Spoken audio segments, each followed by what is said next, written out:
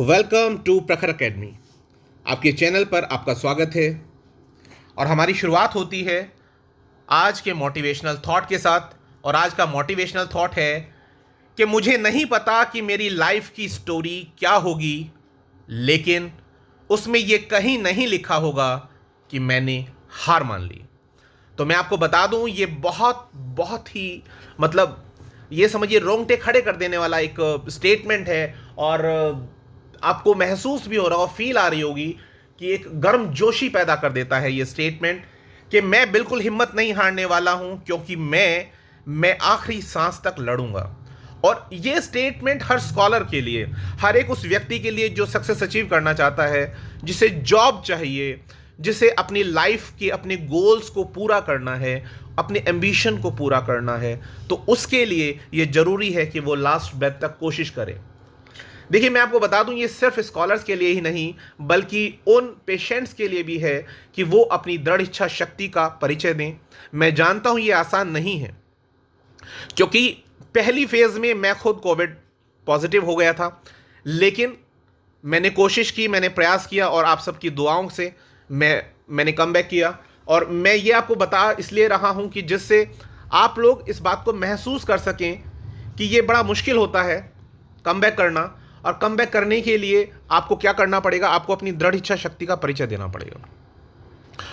और आपको क्या करना है? आपको लास्ट ब्रेथ तक कोशिश करनी है। जैसे आपको याद होगा कि एक गेम होता है कबड्डी, और कबड्डी के गेम में क्या होता है कि सांस नहीं टूटने देते हैं। क्या करते हैं?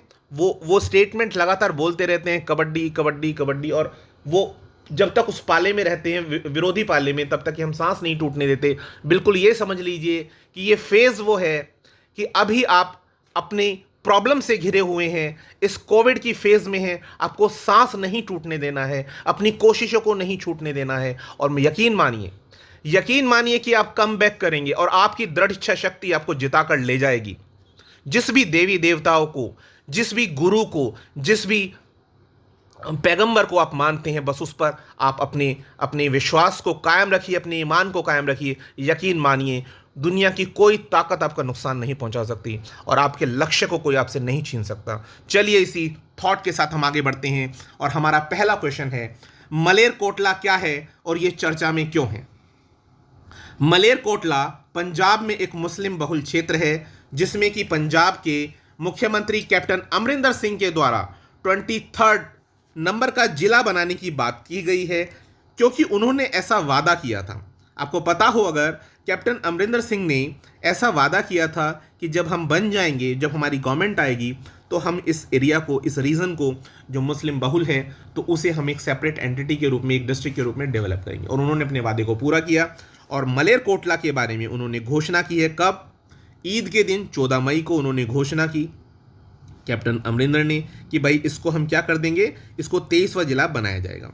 और साथ ही साथ उन्होंने ये कहा कि यहाँ पर एडमिनिस्ट्रेशन को हैंडल करने के लिए जो दफ्तर बनाया जाएगा, उसके लिए प्लेस को जल्दी से जल्दी खोजा जाए।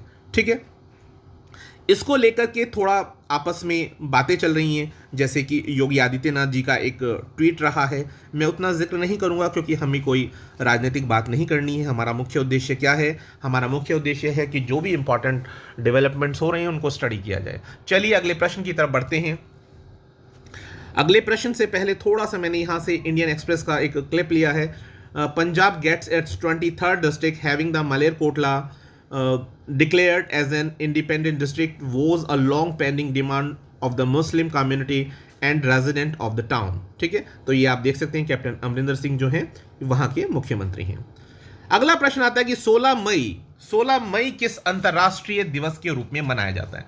तो मैं आपको बता दूं कि 16 मई जो है वो किस दिवस के रूप में मनाया जाता है? वो मनाया जाता है अंतर्राष्ट्रीय प्रकाश दिवस के रूप में, या इंटरनेशनल डे ऑफ लाइट के रूप में। It is celebrated as the successful operation of laser in 1960, मतलब इसको डिस्कवर करना आप समझ लीजिए, by famous physicist Theodore. Laser होती क्या है? बेसिकली लेजर होती है इसका जो फुल फॉर्म है, light amplification by the stimulated emission of the radiation. ठीक है, ये आपने सुना ही होगा। तो ये अंतर्राष्ट्रीय प्रकाश दिवस जो है वो 16 मई के दिन मनाया जाता है। ठीक है, आई थिंक इतनी सूचना इसके बारे में काफ़ी होगी। अगला प्रश्न आता है कि जो माइग्रेशन एंड डेवलपमेंट है, ये रिपोर्ट जो है वो किस संस्था के द्वारा जारी की गई? तो ये रिपोर्ट जो जारी की गई है ये वर्ल्ड बैंक के द्वारा जारी की गई है। और इसमें है क्या, मतलब इसका जो बेस है वो क्या है? इसका बेस ये है कि वर्ल्ड बैंक के द्वारा जारी की गई इस रिपोर्ट में ये कहा गया कि भाई जो रेमिटेंसेस हैं वो सबसे ज़्यादा मात्रा में किसे मिले हैं? वो मिले गए हैं भारत को। भारत को सबसे ज़्यादा मात्रा में मिले हैं। ठीक है, तो ये एक डेवलपमेंट है इस रिपोर्ट की। आगे बढ़ते हैं। अगला प्रश्न पढ़ने से पहले मैं इंटरनेशनल डे ऑफ लाइट का जो क्लिप लिया है यूनेस्को से वो आप देख सकते हैं। Light plays a central role in our lives on the most fundamental level, though the photosynthesis light is at the origin of life itself. The study of light has led to the promising alternative energy sources, life-saving medical advances in diagnostic technology and the treatment. Light speed, तो आप जान रहे हैं कि एक important day है international Day of light जिसको celebrate किया गया। ठीक है, थोड़ा बहुत इसके बारे में दिया, आप चाहें तो इसको पढ़ सकते हैं। The International Day of Light celebrates the role light plays in science, culture and art, education, sustainable development and in field as diverse as medicine, communication and energy. The celebration will allow many different sectors of society worldwide to participate in activities that demonstrate how science technology art help out. ठीक है, तो आप समझ सकते हैं इसका कितना महत्व है। अगले प्रश्न की तरफ बढ़ते हैं। अगला प्रश्न है अमेरिकी राष्ट्रपति जिनका नाम जो बिडेन है, उन्होंने अभी हाल ही में नीरा टंडन को किस पद पर नियुक्त किया है? तो मैं आपको बता दूं किस पद पर नियुक्त किया गया है। यूनाइटेड स्टेट ऑफ अमेरिका में उनको क्या किया गया है? एक वरिष्ठ सलाहकार के रूप में अपॉइंट किया गया है नीरा टंडन को। यूएस डिजिटल सर्विस की ये आपकी भावी हेल्थ पॉलिसी की प्लानिंग का कार्य देखेंगी। ये आप देख सकते हैं इनके बारे में डिटेलिंग। द हिंदू ने इसको कवर किया है। Indian American Neera Tandon appointed White House senior adviser. ठीक है, तो इन्हें सीनियर एडवाइज़र जो है वो नियुक्त किया गया है। और दूसरा प्रश्न यहाँ पर था किसके बारे में? बीपीसीएल के बारे में कि बीपीसीएल जो है जिसे भारत पेट्रोलियम कॉर्पोरेशन लिमिटेड कहते हैं, इसके अध्यक्ष और प्रबंध निदेशक कौन हैं? तो अभी इसके प्रबंध निदेशक कौन हैं? ये हैं अरुण कुमार सिंह। अगर थोड़ी डिटेल आप जानना चाहते हैं तो इसके बारे में देख सकते हैं। जो ऑनर है वो गवर्नमेंट ऑफ इंडिया की ऑनरशिप 52.98% है। हेडक्वार्टर इसका मुंबई है। ये बना कब? 1952 में। रेवेन्यू कितना है? 2.87 लाख करोड़। कब? इन 2020। सब्सिडरी क्या है इसकी? Bharat Oman refinery limited. चलिए ये कुछ जानकारी इनके बारे में। अगला प्रश्न आता है कि हाल ही में कोवैक्स जो एक गठबंधन है उसमें शामिल होने वाला राज्य कौन सा है? तो हाल ही में इसमें शामिल होने वाला राज्य कौन सा रहा है? पंजाब रहा है। अब अगले प्रश्न की तरफ बढ़ते हैं। अगला प्रश्न क्या है हमारा? अगला प्रश्न है कि आईसीसी की जो टेस्ट रैंकिंग है, आईसीसी टेस्ट रैंकिंग में कौन शीर्ष पर रहा? तो अगर टीम की बात करें तो आईसीसी की टेस्ट रैंकिंग में नंबर 1 पर रहने वाला कौन है? वो हमारा देश भारत है। कौन सा देश है? हमारा देश भारत है। और दूसरे नंबर पर न्यूजीलैंड है। और तीसरे नंबर पर जो है वो कौन है? तीसरे नंबर पर है इंग्लैंड। ठीक है, और अगर हम वनडे की बात करें तो वनडे में नंबर 1 पर कौन है? वनडे में नंबर 1 पर हो जाएगा न्यूजीलैंड। ठीक है, चलिए ये कुछ जानकारी हुई किसके बारे में? आईसीसी टेस्ट रैंकिंग के बारे में। अब अगले प्रश्न की तरफ बढ़ते हैं। 15 मई को किस दिवस के रूप में मनाया जाता है? देखिए मैं आपको बता दूं पिछले कुछ दिनों से क्वेश्चंस नहीं डाल पा रहा हूं तो कुछ समाप्त हो गया है। और तकरीबन मैंने कल भी जिक्र किया था 150 से 200 क्वेश्चन जो हैं वो मेरे पास हैं, लेकिन बट ऑब्वियस है वो सारे क्वेश्चन एक साथ डिलीवर नहीं हो सकते, तो धीरे धीरे वो आ रहे हैं आपके पास। तो 15 मई किस दिवस के रूप में मनाया जाता है? तो इसे मनाया जाता है अंतर्राष्ट्रीय परिवार दिवस के रूप में। It is established by the UN General Assembly in 1993। है क्या? इसके फीचर्स क्या रहे हैं? The well being of families across the world, health, education, children's right, gender equality, work family balance and social inclusion among others. तो ये इसका main जो इसकी वर्किंग है या मेन फीचर्स इसके रहे हैं वो ये रहे हैं। अगर बात करें थीम की तो इसका थीम रहा है families and the new technology. मतलब ये होता है जो फैमिलीज़ हैं वो नई जो आपकी टेक्नोलॉजीज़ आ गई हैं उनके साथ कैसे सामंजस्य बनाती हैं, कैसे कोऑर्डिनेट करती हैं, या वो किस तरह से हेल्पफुल हैं, या उनके साथ ये समझिए कि फैमिलीज़ किस तरह से एडजस्ट कर रही हैं, कैसे वो उनका उपयोग कर रही हैं। चलिए ये आप देख सकते हैं, छोटा सा एक क्लिप है इंटरनेशनल डे ऑफ फैमिलीज़ के बारे में। A Nepali family in front of their house with support from a joint UN program. The family increases income by converting field from the grain. तो ये आप देख सकते हैं इंटरनेशनल डे ऑफ फैमिलीज़ पे एक क्लिप लिया गया। 2021 थीम क्या है? फैमिलीज एंड न्यू टेक्नोलॉजीज मैं बता चुका हूँ। Following up on the theme of 59th session of commission for social development, socially just transition towards the sustainable development, the role of digital technologies on the social development and well-being of all. The 2021 observance of the International Day of Families focuses on the impact of new things. तो ये कुछ बातें हुई किसके बारे में? ये international Day of family के बारे में बात हुई। अब अगला प्रश्न आता है कि शार्ले आब्दे जो है वो क्या है और ये चर्चा में क्यों रहा? तो मैं आपको बता दूं कि ये क्या है, ये एक फ्रांस की एक मैगज़ीन है जो काफ़ी पहले, आई थिंक 2015 के आसपास या उससे पहले रहा हो, एग्जैक्ट डेट नहीं बता सकता। तो उस वक्त भी यहाँ पर एक इन्होंने एक कम्युनिटी के जो वो थे हेड, मतलब जो पूजनीय थे, तो उनका एक कार्टून डेवलप किया था और एक चर्चा का विषय रहा था। अभी हाल ही में इन्होंने क्या किया है, इन्होंने जो ऑक्सीजन की कमी के कारण भारत में लोग एक्सपायर कर रहे हैं, तो उसको तंज कसते हुए कहा कि भारत में 33 करोड़ देवी देवता हैं लेकिन फिर भी लोग ऑक्सीजन से मर रहे हैं। तो ये एक बस इंफॉर्मेटिव सूचना है आपको बस। तो आप आगे बढ़िए। अगला प्रश्न आता है कि प्राइम ग्लोबल सिटीज़ इंडेक्स में कौन सा शहर जो था वो नंबर 1 पर रहा? तो वो रहा है शेंजन। और ये रिपोर्ट किसने बनाई थी? ये नाइट फ्रैंक की रिपोर्ट है, जिसमें नई दिल्ली की अगर बात की जाए तो वो कौन से रैंक पर आती है? वो आती है 32वें रैंक पर, यानी 32वीं रैंक पर आती है। अगला प्रश्न आता है कि केनियन टी जो हाल ही में चर्चा में रही वो क्यों रही?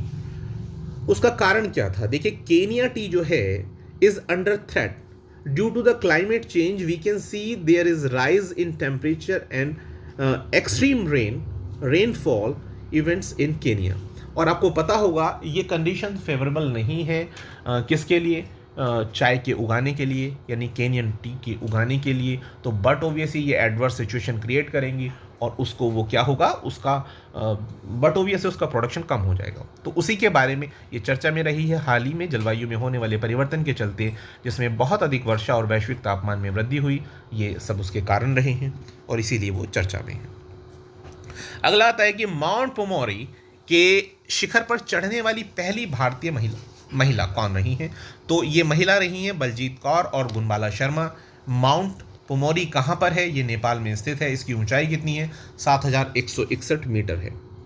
ये एक क्लिप है किससे? इंडियन एक्सप्रेस से। Women mountaineer from the Himachal among first to summit mount Pumori of Everest massif. The mountaineers Baljit Kaur of Solan district of Himachal and Gunbala Sharma of Rajasthan are part of the 12-member team that will attempt to conquer all 4 peaks that are part of the Everest Massif.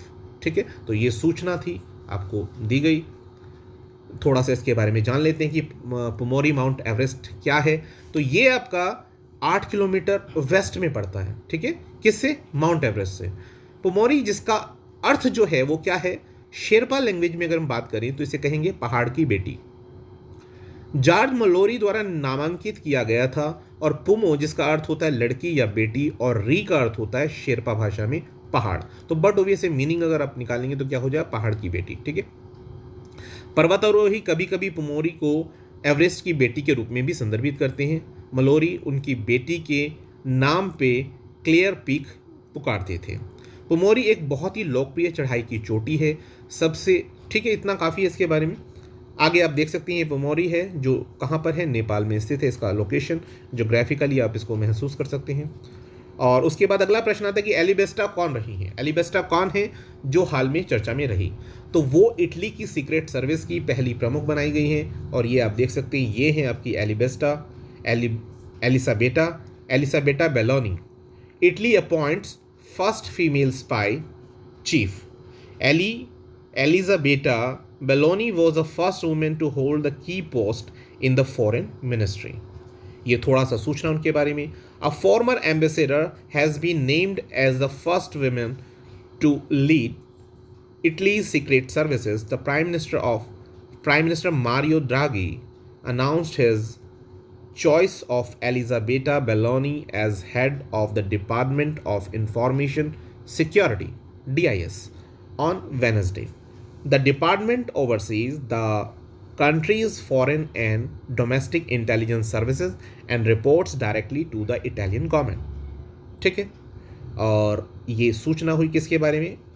बेलोनी के बारे में. अब अगला प्रश्न आता है इसके बाद, संयुक्त राष्ट्र संघ का नया प्रमुख ह्यूमैनिटेरियन चीफ किसे बनाया गया? तो ह्यूमैनिटेरियन चीफ जो बनाया गया है वो बनाया गया मार्टिन ग्रिफिथ को. मार्टिन ग्रिफिथ को आप यहाँ देख सकते हैं. एंटोनियो गुटेरेस जो हैं उन्होंने अपॉइंट किया है किसको? मार्टिन ग्रिफिथ को एज अ ह्यूमैनिटेरियन चीफ. ठीक है, ये बात समझ में आती है आपको. अब अगला प्रश्न एक छूट गया था हमसे. एम के कौशिक जिनका हाल ही में निधन हुआ वो किस खेल से संबंधित हैं? तो मैं आपको बता दूं वो हॉकी खेल से संबंधित हैं. और ये भी आपको पता होना चाहिए कि वो द्रोणाचार्य अवार्डी थे. ठीक है. अब इसके बाद अगले प्रश्न पर आते हैं. मेहतारी दुलार योजना किस प्रदेश की है, किस प्रदेश के द्वारा शुरू की गई है? तो इसके बारे में आप जान लीजिए कि ये योजना जो है ये योजना कहाँ की है. ये मेहतारी दुलार योजना जो है वो छत्तीसगढ़ राज्य से है. कहाँ से है? ये है आपकी छत्तीसगढ़ राज्य से. अब बात आती है इसमें जो की फीचर्स हैं वो क्या हैं या मेन पॉइंट्स क्या हैं उसके. तो उसके मेन पॉइंट्स हैं जिन बच्चों के माता पिता दोनों मर गए. देखिए अभी आप देख रहे हैं कोविड में बहुत दिक्कत हो रही है, बहुत लॉसेस बुक कर रहे हैं सब लोग. मदर फादर दोनों एक्सपायर कर गए हैं और बच्चे जो हैं वो अनाथ हो गए. तो ऐसी कंडीशन में जो स्टेट गवर्नमेंट्स हैं वो वहाँ पर आगे आ रही हैं. छत्तीसगढ़ ने प्रयास किया. छत्तीसगढ़ ने उसके लिए कहा कि भाई जिन बच्चों के माता पिता दोनों एक्सपायर हो गए यानी बच्चे अनाथ हो गए हैं उनकी पढ़ाई का पूरा खर्च जो है वो छत्तीसगढ़ सरकार उठाएगी. साथ ही उन्होंने एजुकेशन पर भी ध्यान देने की बात कही. उन्होंने ये कहा कि भाई Swami Atmanand English medium school जिसमें कि स्टेट गवर्नमेंट जो है वो फंडिंग करती है उसमें प्रवेश में उन्हें प्राथमिकता मिलेगी और उनसे फ़ीस नहीं ली जाएगी.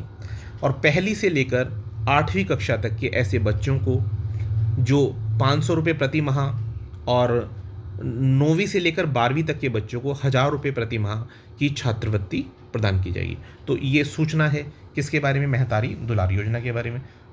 ठीक है. कौन से राज्य से है? छत्तीसगढ़ राज्य से. छत्तीसगढ़ जो मध्य प्रदेश से ही अलग हुआ है. ठीक है. चलिए अब बात आती है भारतीय महिला क्रिकेट टीम के मुख्य कोच के रूप में किसे नियुक्त किया गया? तो ये रमेश पवार जी हैं और ये एक इंफॉर्मेटिव क्वेश्चन है तो आप इसको देख सकते हैं. अगला प्रश्न आता है इसके बाद, विश्व का सबसे बड़ा मेंढक जिसे आप गोलियत फ्रॉग कहते हैं वो कहाँ पाया जाता है? तो ये कहाँ पाया गया? ये सोलोमन आइलैंड पे पाया गया. सोलोमन द्वीप के ऊपर पाया गया है. ठीक है.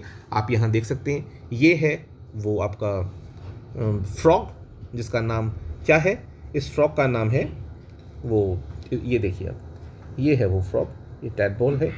तो आप देख सकते हैं इसके बारे में थोड़ा सूचना दी है इन्होंने. The Goliath means really big यानी जो वास्तव में बड़ा है. We are not kidding, the Goliath frog is the largest frog in the world.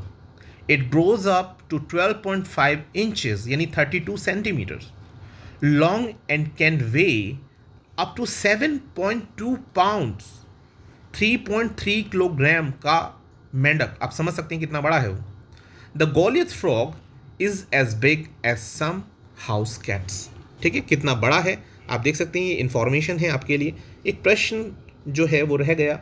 ये प्रश्न है आपका, शॉटगन वर्ल्ड कप 2021 किस देश में आयोजित किया गया? तो ये कहाँ पर आयोजित किया गया? इटली, लेनाटो. 7 मई से लेकर 17 मई तक 2021. इसमें 56 देशों के 399 एथलीट भाग ले रहे हैं.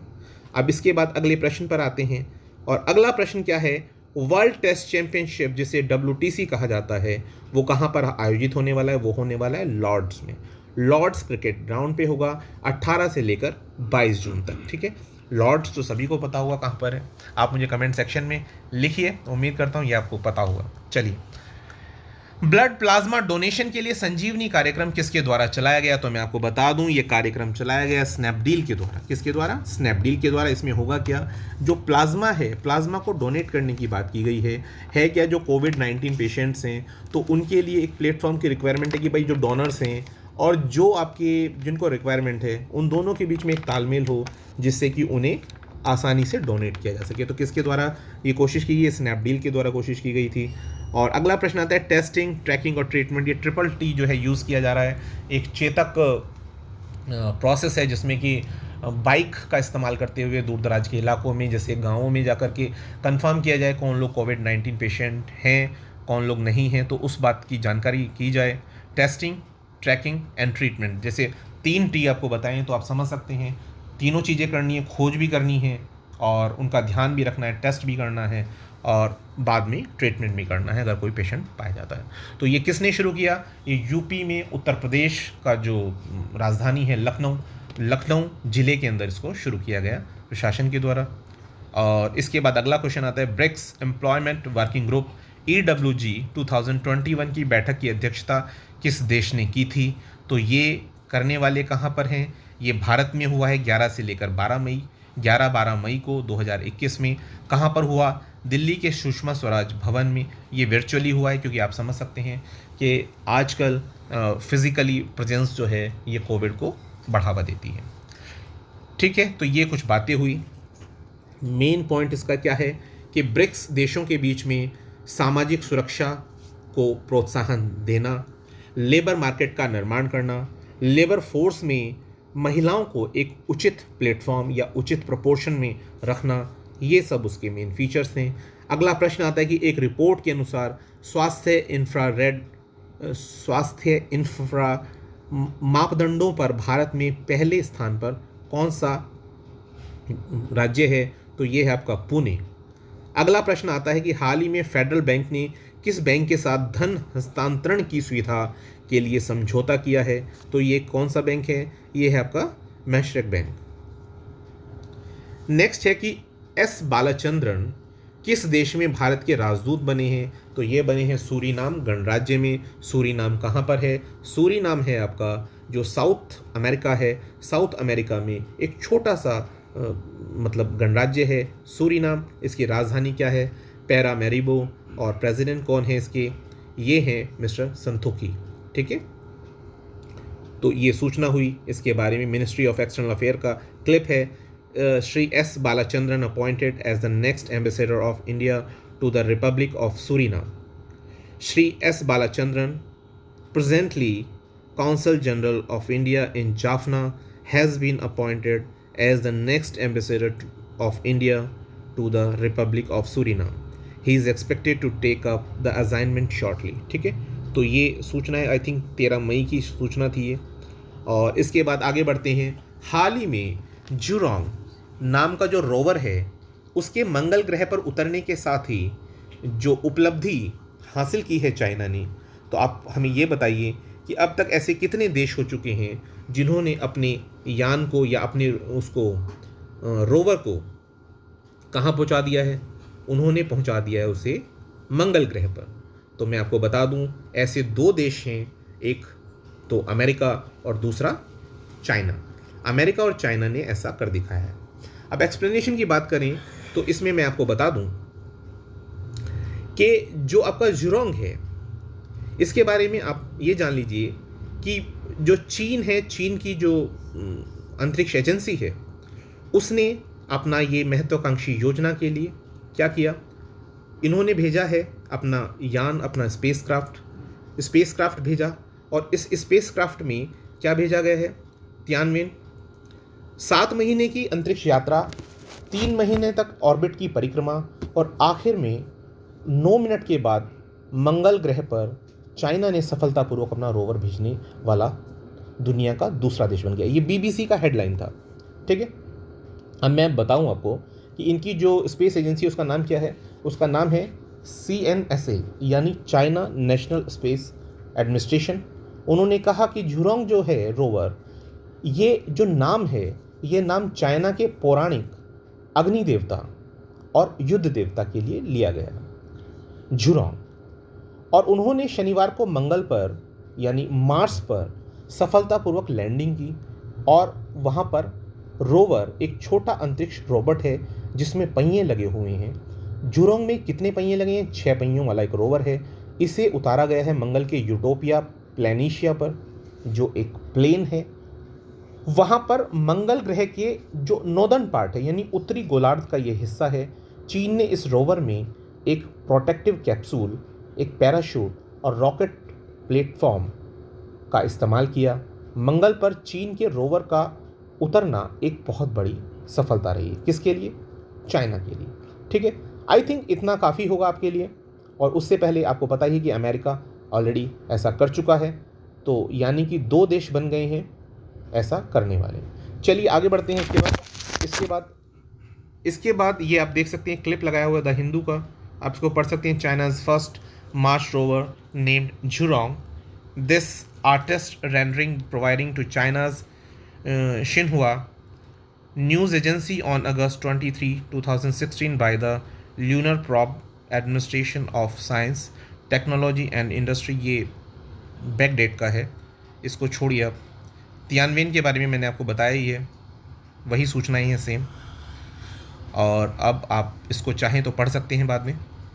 अगला क्वेश्चन आता है कि माउस प्लेग से प्रभावित होने वाले देश कौन से हैं?